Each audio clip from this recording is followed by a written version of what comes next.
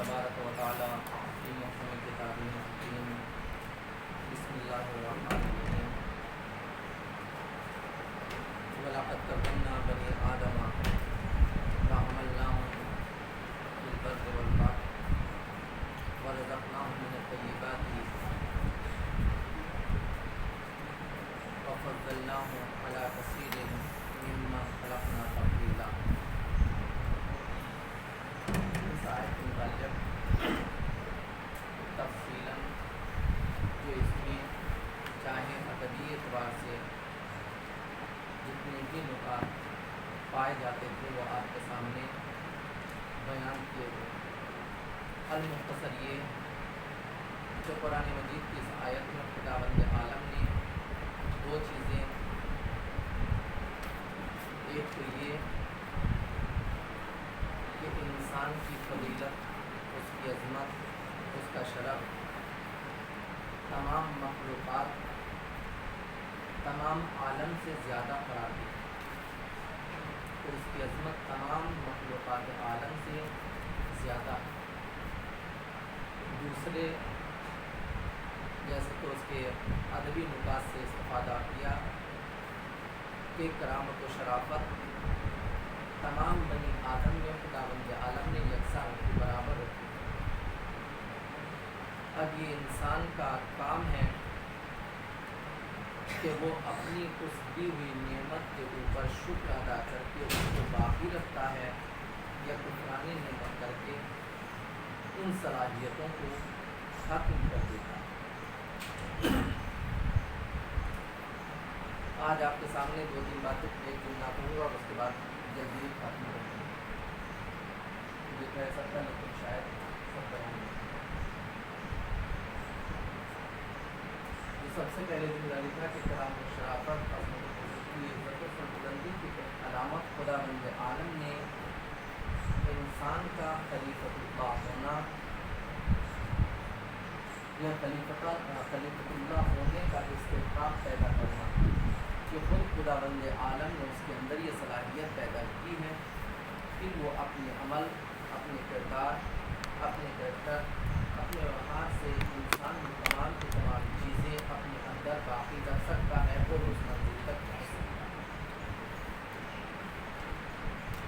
ہے۔ جس کو خداوند عالم نے اس طریقے سے بیان کیا، وَإِذْ قَالَ رَبُّكَ لِلْمَلَائِكَةِ إِنِّي جَاعِلٌ فِي الْأَرْضِ خَلِيفَةً، کیونکہ سب سے پہلا انسان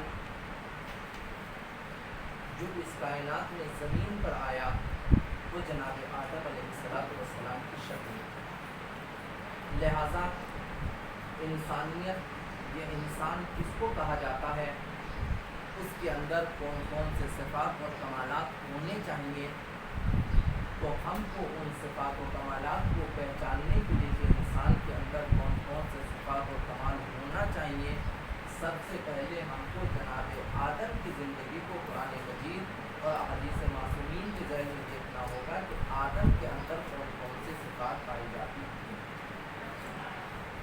میں خلیفہ کے معنی انشاءاللہ آپ کے سامنے کروں گا، تو پھر اس وقت یہ بات، چونکہ ہم بھی ایک بیٹا باپ کا جانشین، باپ کا نائب، باپ کا خلیفہ ہوتا ہے باپ کے بعد۔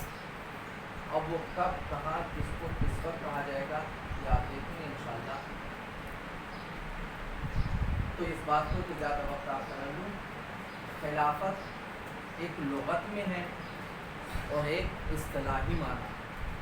اصطلاحی معنی کو بھی میں نے دو حصوں میں تقسیم کیا ہے تاکہ اگر کوئی اشکال یا کوئی شبہ پیدا کرنا چاہے تو وہ شبہ پیدا نہ ہو سکے۔ سب سے پہلے لغت میں خلافت کس کو، نیابت و جانشینی کو کہتے ہیں۔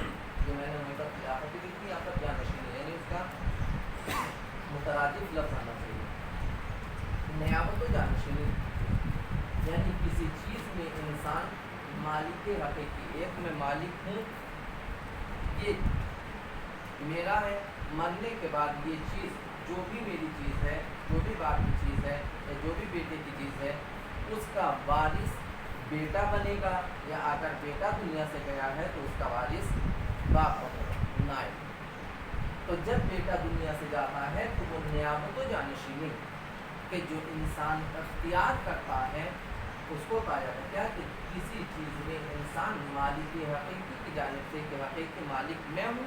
کبھی کبھی دنیا ہی میں ویسے ہی ایک تو بیٹے یعنی نسل میں ہے اور دوسرے نسل میں نہیں بلکہ عہدوں میں.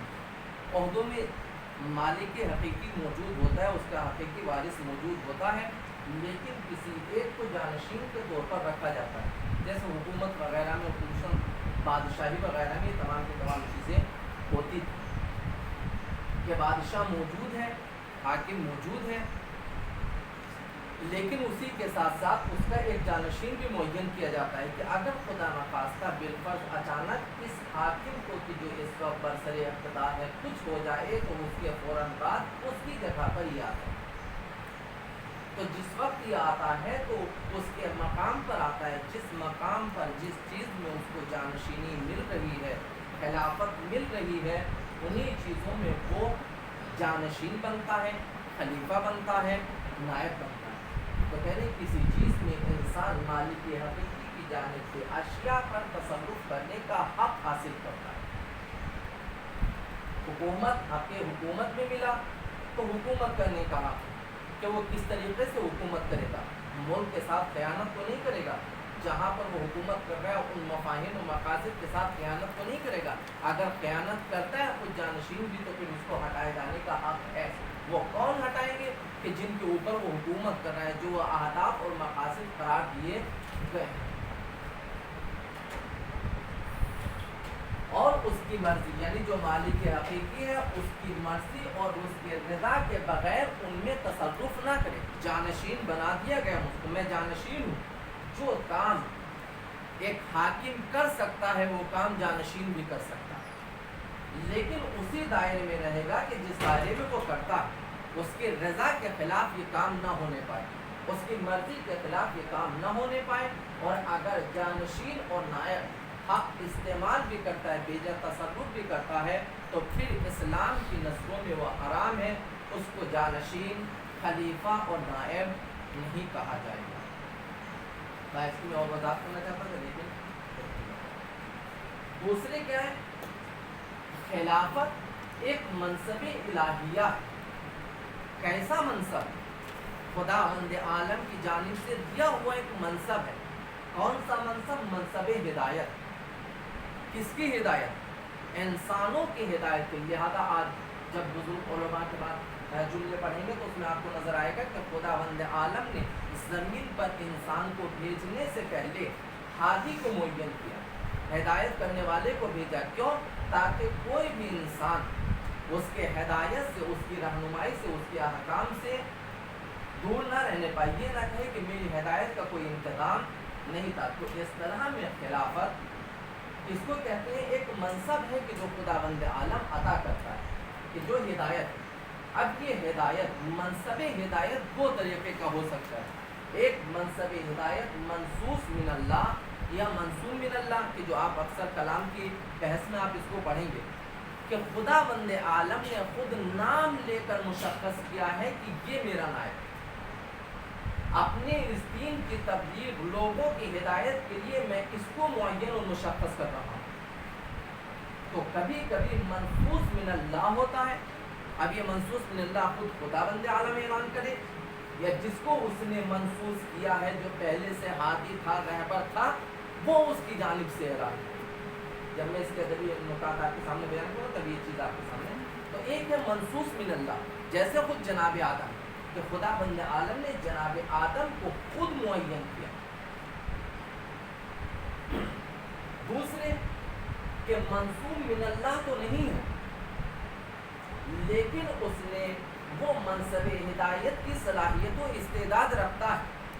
جیسے جب پیغمبر اکرم حضرت محمد مصطفیٰ صلی اللہ علیہ وآلہ وسلم کی خدمت میں ابتدائی زمانے میں دور دراز سے لوگ آتے تھے. آنے کے بعد کلمہ پڑھا, کلمہ پڑھنے کے بعد کچھ پیغمبر نے اخلاقی تعلیمات اس کو سکھائی. سکھانے کے بعد اس سے کہا کہ اب تم اپنے وطن واپس جاؤ. کیا کرنا ہے؟ کہا تم دین کی تبلیغ کرو, لوگوں کی ہدایت کرو. یہ لوگوں کی ہدایت بھیج رہے ہیں. جس کے اندر معصوم نے یہ صلاحیت و استعداد دیکھی اس کو اپنا جانشین بنایا. یہ جانشین منصوب من اللہ وہ نہیں ہے کہ جو امام کے آپ کو پہنچ جائے گا، امام کی برابری کر لے گا، جنہیں امام کی برابری، اس کے اندر خود معصوم نے ایسا استحقاق دیکھا، ایسی صلاحیت دیکھی، ایسی استعداد دیکھی کہ معصوم نے کہا کہ جاؤ. کہ جیسے کبھی کبھی معصوم کی خدمت میں بہت سے افراد ہے کہ مولا ہم ہر وقت آپ کی خدمت میں آ نہیں سکتے ہیں، اور ہمارے سامنے کچھ ایسے مسائل پیش آتے ہیں کہ جن کے بارے میں ہم نہیں جانتے، تو ہم کیا کریں؟ تو معصوم نام لے کر کہتے تھے کہ تمہارے درمیان فلاں شخص ہے، جب بھی تمہارے سامنے کوئی ایسی مشکل پیش آئے تو تم مجھ سے جا کر پوچھو، وہ جو بھی بات کہے گا وہ ہماری بات ہوگی، ہماری مرضی کے خلاف وہ کچھ نہ کہے گا. یہ بہت بڑی بات ہے کہ معصوم کسی بھی انسان کو، وہ معصوم نہیں ہے لیکن اس کا کردار ایسا ہے، وہ اطاعت پروردگار میں، اطاعت معصومین میں ایسا ہے کہ امام کہہ رہا ہے کہ تم اس سے جا کر ہماری تعلیمات حاصل کرو، جبکہ اس نے بھی 1 دفعہ 2 دفعہ 4 دفعہ معصوم سے ملا، کچھ دن معصوم کی خدمت میں رہا، لیکن اس کے بعد معصوم نے کہا کہ نہیں، وہ جو بھی حکم دے گا، جو بھی احکام بیان کرے گا وہ ہمارے احکام ہوں گے، حکم خدا ہوگی. لہٰذا تو یہ 2 طرح، یا تو منصوص من اللہ ہے کہ خود خداوند عالم نے منسوخ کیا ہے، یا وہ منصوص من اللہ نہیں ہے لیکن اس کے اندر ایسی استعداد و صلاحیت ہے کہ خود معصوم کہتے ہیں کہ جب تم ہماری طرف رجوع نہ کر سکو، یا مثلا زمانے غیبت سکرا کلن 4 کو خود امام نے معین کیا، پھر وہ بھی منظر عام پر کلن نہیں ہے کہ سب کے سامنے آ سکے، اس لیے کہ اگر وہ سب کے سامنے آ جائیں گے تو خود حکومت ان کو قتل کر ڈالے گی. ان کے بھی کچھ جانشین ہوتے تھے، ان جانشین کے ذریعے سے ان تک ہی پیغام پہنچتے تھے. تو جو بھی مسائل شریعہ، جو بھی مشکلات ہوتے شیعوں کے، وہ تمام کے تمام ان علماء کی طرف رجوع کیا جاتا تھا، ان افراد کی طرف کہ جن کو امام نے، اور پھر امام نے جن کو معین کیا ہے، انہوں نے جن افراد کو معین مشخص کیا، جن کے بارے میں ہمیں معلوم ہے کہ یہ کبھی بھی ایسا حکم نہیں دیں گے. یہ صلاحیت و استعداد پائی جاتی ہے، جب یہ پائی جاتی ہے تو پھر اس کی جانب وہ ہدایت کریں. میں بہت ہی مختصر، آپ اس کی آیات دیکھیے گا جب وضاحت کروں گا، تو کہ خدا بند عالم نے پہلے خلیفہ کے اندر، جب آپ پورا قرآن مجید کا یہ صرف سورہ بقرہ میں جو 31 سے 34 اور 35 36 تک ہیں وہ میں نے چیزیں لکھی ہیں، اس کے علاوہ جو دوسری چیزیں وہ میں نے بھی یہاں پر تحریر نہیں کی. جس وقت آپ دیکھیں گا کہ تمام کی تمام صفات آپ کو اور اس سے زیادہ ملے گی کہ جناب آدم کے اندر کون کون سی صفات تھی. تو پہلے خلیفہ کی علامت اور اس کی نشانیاں کہ وہ کیسا تھا. آدم، جناب آدم سب سے پہلا انسان جو اس زمین پر آیا، اس کی خصوصیات کیا تھی؟ کا پہلے خصوصیت کی جو خلیفۃ اللہ تھا، منتخب خداوندی تھا، خداوند عالم نے اس کو انتخاب کیا. تو یہ سب کو نہیں، یہ پہلے والے اس میں آئے گا منصوص من اللہ ہے. دوسرے جو خود آیات کے ذیل میں ہے کہ اس کا دوسرا علامت یہ ہے کہ وہ صفاق اور خونریز نہ ہو. اگر کوئی بھی خلیفۃ اللہ، میں اس کے معنی کروں گا خلیفۃ اللہ کا مثلا کس کس معنی میں جو ادبی میں ہوگا کہ یہاں پر کیا معنی ہے خلیفۃ اللہ، صفاق اور خونریز نہ ہو. اگر ایک انسان صفاق ہوگا، خونریز ہوگا، صفاقہ کہتے ہیں جو میں نے یہاں پر لکھا ہے، صفاقہ بے گناہوں کا قتل عام، بے جرم بے خطا کسی انسان کے قتل کرنے کو صفاقہ کہا جاتا ہے. خون بہانے کو صفاقہ کہا جاتا ہے. قتلہ میں دونوں ہے، یعنی جیسے میں نے وہ آیت آپ کے سامنے پیش کی تھی کہ جس میں خداوند عالم نے ارشاد فرمایا من قتل نفسا بغیر نفس او فساد فی الارض. تو قتلہ میں دونوں چیزیں، کبھی حد یعنی کبھی حق ہے کہ اس کو قتل کیا جائے، اس کو قتل کہا جائے گا اس کو، لیکن کبھی یہ ہے کہ بیجا قتل کیا جا رہا، تو وہاں پر قتلہ میں دونوں شامل ہے، لیکن صفاقہ میں دونوں شامل نہیں ہے. فقط اور فقط یہ اس چیز کو شامل ہوگا کہ جہاں پر بے گناہ انسانوں کا قتل عام کیا جائے، خون بہایا جائے. تو پہلی دوسری صفت اس کی یہ ہے کہ وہ صفاق و خونریز نہ ہو، بے جرم و خطا انسانوں کا قتل نہ کرتا ہو. بس اگر تاریخ انسانیت میں کوئی انسانوں کو بے جرم و خطا قتل کر رہا ہو، وہ کچھ بھی ہو سکتا ہے، खलीफतुल्लाह या वो इस्तेदाद और सलाहियत के जो एक हादी के अंदर होना चाहिए, चाहे वो मनसूस मिनल्लाह हो चाहे मनसूस मिनल्लाह ना हो, वो उस वक्त तक खलीफा नहीं हो सकता जब तक कि इसके अंदर ये सिफत पाई जाएगी। अगर एक इंसान को भी उसने बेगुनाह कत्ल किया है तो फिर वो इस ओहदे का हकदार नहीं बनेगा, चाहे ज़माने माजी में चाहे आइंदा, तो वो इस ओहदे का तरफदार नहीं बनेगा। इसलिए आप जब उन अजीम हस्तियों की कि जिनको मासूमीन अलैहिमुस्सलातु वस्सलाम ने अपना नुमाइंदा बनाकर भेजा है, उन्होंने कभी भी बेगुनाह इंसान को कत्ल नहीं किया, हत्ता कि अभी जुर्म नहीं किया, मालूम है कि जुर्म करेगा तब भी कत्ल नहीं किया। जब जनाब मुस्लिम अलैहिस्सलातु वस्सलाम जनाब हानी के घर में थे और इब्ने ज़ियाद उनकी अयादत के लिए आया था, तो ये तय हुआ था कि जब वो मेरी अयादत के लिए आए तो उसको कत्ल कर देना। जनाब मुस्लिम बैठे भी, लेकिन जब वो आया और इशारा भी किया गया बाकायदा, लेकिन जनाब मुस्लिम निकल कर नहीं आया, उसको कत्ल नहीं किया। जब वो उठकर चला गया, उसको ये लग गया कि मेरा कत्ल का यहाँ पर साजिश की गई, और वो उठकर चला गया। जब जनाब मुस्लिम निकल कर आए तो पूछा तुमने क्यों नहीं कहा? इसलिए कि अभी इसने वो गुनाह नहीं किया कि जिसकी बुनियाद पर मैं इसको कत्ल करता। तो जो भी, चाहे वो मनसूस मिनल्लाह हो चाहे मनसूस मिनल्लाह नहीं, बल्कि उसके अंदर सलाहियत और इस्तेदाद पाई जाती है, वो कभी भी सफ़ाक और खुरेस नहीं होगा बेगुनाह इंसान को कि जो उसने अभी जुर्म नहीं किया कत्ल नहीं करेगा।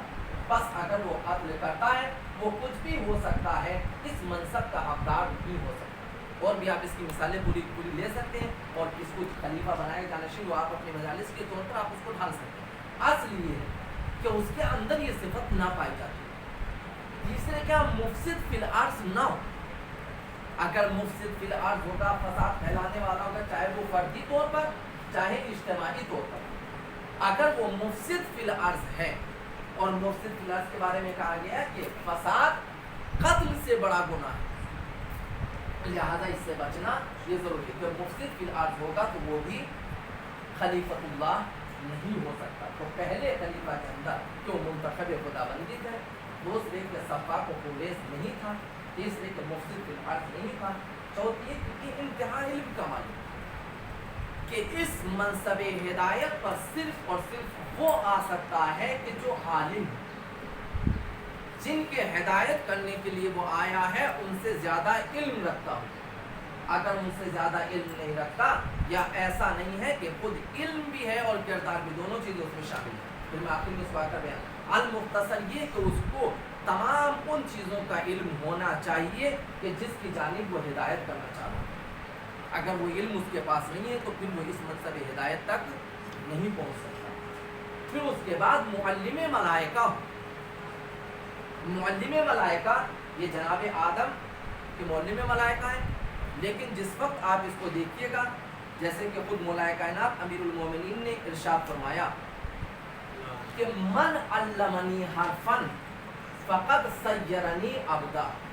जैसा कि मैंने आपके सामने एक हदीस पढ़ी थी मासूम की, जिसमें मासूम ने पैगम्बर ने इरशाद फरमाया मौलाए कायनात और दीगर मासूमीन से कि इन्नल मलाइकता लखुद्दामुना व खुद्दामु शीअतिना। खादिम इसको आप किसको, खादिम वही आप है, बस थोड़े से माने में फ़र्क है। जब आप इसको लोगों माना देंगे तब आपको नजर आएगा। तो लक़द सय्यरनी अब्दा, कि अगर किसी ने मुझको एक हर्फ की तालीम दे दी, एक लफ्ज़ सिखा दिया, तो गोया कि उसने मुझको अपना गुलाम बना लिया। तो क्या दूसरे इंसान भी मलाइका को गुलाम बना सकते हैं? वो खुद अहादीस मासूमीन के तमाम शिया हमारे और हमारे चाहने वालों के गुलाम है, खादिम है। खादिम होना खुद इस बात की रामत है। यानी जब आप देखिएगा कभी कभी आपको ऐसी रिवायात मिलेंगी कि जहाँ पर इंसान के किरदार और करैक्टर, उसकी वफा को देखकर मलाइका ने उसके ऊपर रश किया कि कैसे इंसान है कि जो इस तरीके से, कुछ शब हिजरत का वाक़या कि जो मौलाए कायनात के, लेकिन वो खुद मासूम है कि तुम में से कौन है, मैं तुम दोनों को जिब्राइल और मीकाईल में तुमको भाई बनाता हूँ एक दूसरे का, क्या तुम में से कोई है कि जो एक दूसरे के ऊपर अपनी जान को कुर्बान कर दे? तो दोनों ने कहा नहीं परवरदिगार, हम तो तेरी इबादत करना चाहते हैं। तो उनके अंदर वो जज्बा नहीं है कि अपने आप को किसी दूसरे के ऊपर कुर्बान कर सके। لیکن اس انسان کے جو خلیفۃ اللہ بنتا ہے اس کے اندر یہ استعداد، اس کے اندر یہ صلاحیت پائی جاتی ہے، اس کے اندر یہ صفت پائی جاتی ہے کہ وہ اپنے آپ کو قربان کرتا ہے، دوسروں کو حیات دیتا ہے، چاہتا ہے کہ میں قربان ہو جاؤں لیکن دوسرے افراد بچ جائیں۔ پوری تاریخ کربلا، پوری جنگ کربلا اس کا نمونہ ہے کہ ہر ایک چاہنے والا یہ چاہ رہا تھا کہ میں قربان ہو جاؤں لیکن امام کا فلاں چاہنے والا بچ جائے، امام کا فلاں بیٹا بچے، امام کا فلاں عقید بچ جائے۔ کہ یہ خود ایک فخر ہے کہ جہاں پر ملائکہ اس کی برابری نہیں کر سکتے۔ پھر جو آخر میں یعنی انہی آیات کے ذیل میں جو چیز بیان کی گئی، ترک اولا، اگر انسان سے کوئی ایسا کام ہو گیا ہے کہ جو اس کی عظمت، اس کی شرافت، اس کی بزرگی کے خلاف تھا کہ یہ کام نہیں ہونا چاہیے، لیکن اس نے کسی بھی بنیاد پر ترک کر دیا، اس کام کو انجام دے دیا، یا چھوڑنا نہیں چاہیے تھا چھوڑ دیا، یا کرنا نہیں چاہیے تھا کر دیا۔ مثلا جیسے ہم سماج اور معاشرے میں مثلا کھڑے ہو کر کہیں پر راستے میں کھا پی نہیں سکتے، اگر کھائیں گے تو ہماری عزت کا سوال ہے۔ تو اگر ہم ایسا کریں تو بیدار انسان وہ ہوگا کہ جب وہ ایسا کوئی گناہ کہ جس سے پوری ایک صنف بدنام ہو جائے اس کام کی وجہ سے، تو پھر اگر وہ اس کام کے اوپر توبہ و استغفار نہ کرے تو پھر وہ انسان اس کا حقدار نہیں ہے۔ تو جناب آدم سے ترک اولا ہوا تھا، اور اس کے بعد کہا کہ استغفار اور توبہ کرنے والا۔ تو ایک تمام کی تمام صفات ہیں کہ جو اس میں بیان کی گئی۔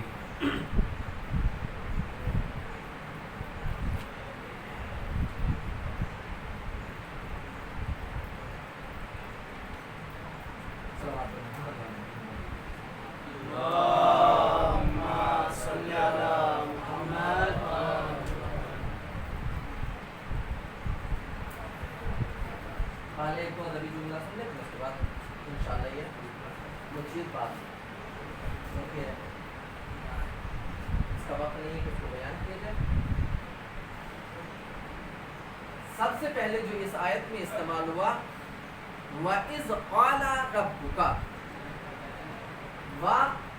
حرف عطف ہے۔ جس وقت آپ تفاسیر کی جانب رجوع کیجئے گا، دیکھیے گا تو حرف عطف میں یہ ضروری ہے کہ جس کے اوپر عطف کیا جا رہا ہے دونوں کے اندر کوئی ہم آہنگی ہو، کوئی ایسی بات ہو کہ جس کی بنیاد پر اس کو عطف کیا جائے۔ جس وقت آپ ادب تفسیر المیزان جو میں نے آپ کے سامنے حوالہ دیا تھا، یا اس کے علاوہ دوسری تفسیر اس میں آپ دیکھیے گا تو صریحی طور پر تمام علماء نے یہ بیان کیا ہے کہ اس آیت سے پہلے کوئی ایسی چیز نہیں ہے کہ جس کے اوپر ہم اس وَإِذْ کو عطف کر سکیں، یعنی کوئی بھی ایسی چیز۔ پھر یہ واو کیا ہے، اس قالا کیا ہے؟ تو جو علماء نے بیان کیا، یہ تفسیر الفرقان جو میں نے حوالہ دیا تھا اسی میں یہ چیز بیان کی کہ چونکہ یہ خدا بند عالم اور نبی کے درمیان ایک راز تھا، ایک خدا بند عالم اور نبی کے درمیان، پیغمبر کے درمیان ایک راز تھا، اور وہ راز چونکہ نبی کے علاوہ کسی کو نہیں بتایا گیا، کسی کو نہیں معلوم ہے، اس لیے یہاں پر ما قبل سے اس کا کوئی تعلق نہیں ہے۔ یہ راز خداوندی ہے کہ جو صرف اور صرف نبی جانتا ہے اور خدا جانتا ہے، جس میں کہہ کر یہ بیان کیا گیا وَإِذْ قَالَ رَبُّكَ، کا اس کی دلیل کیا ہے کہ خود ربُّکَ، خود پیغمبر کو مخاطب کہ تمہارا پروردگار رب الناس کہہ سکتا تھا، جناب آدم کو خلیفہ بنا رہا ہے، رب العالمین کہہ سکتا تھا کہ انسانوں کی خلافت کا اعلان کیا جا رہا ہے، لیکن وہاں پر نہ رب العالمین کہا گیا نہ رب الناس کہا گیا وَإِذْ قَالَ رَبُّكَ، ظرف زمانیہ کی جو گزشتہ زمانے کو، یعنی پیغمبر اور خدا کے درمیان کوئی ایسا راز تھا کہ جس کے بارے میں آج خداوند عالم بیان کر رہا ہے، بتا رہا ہے کہ اس زمانے کو یاد کرو۔ اب وہ زمانہ کون سا ہے کہ جب تم سے ہم نے عہد و پیمان، جب تم سے ہم نے راز و نیاز کیا تھا، اس زمانے کو یاد کرو۔ تو یہ کار خود اس बात की अलामत है कि, और दूसरी चीज़ में एक तो ये कि चूँकि ये राज था, इस राज की बुनियाद पर ज़मीर मुखातब लाया गया पैगंबर को, इसीलिए इस आयत का जो मुखातब है डायरेक्ट वो हम नहीं है कि रब्बुका में मैं सोचूं कि मैं मुराद हूँ, या आप सोचें कि आप मुराद एक पर जुदा जुदा तसव्वुर करें कि हम का नहीं, बल्कि यहाँ पर सिर्फ और सिर्फ ज़ात पैगंबर मुराद है, मुखातब है, उसके अलावा कायनात का कोई इंसान मुखातब नहीं। दूसरे ये कि चूँकि इस काफ को इसलिए इस्तेमाल किया गया चूँकि इस खिलाफतों, इस ओहदे इलाही का सबसे पहला हकदार, सबसे बड़ा हकदार जो है, औला सबसे जो है वो ज़ात पैगंबर है। तो पैगंबर ने खुद इरशाद फरमाया कि सबसे पहले खुदावंद आलम ने मेरे नूर को पैदा किया, मेरे नूर को खल्क किया। तो वहाँ पर नूर से मानो तमाम की तमाम चीज़, जब आप उसको तफसील जाकर देखेंगे तो उसमें आपको ये मिल जाएगा। तो चूँकि सबसे बड़ा हकदार ज़ात पैगंबर थी, इसलिए वहाँ पर मुखातब सिर्फ और सिर्फ पैगंबर को करार दिया गया। वसल्लल्लाहु अलैहि वसल्लम।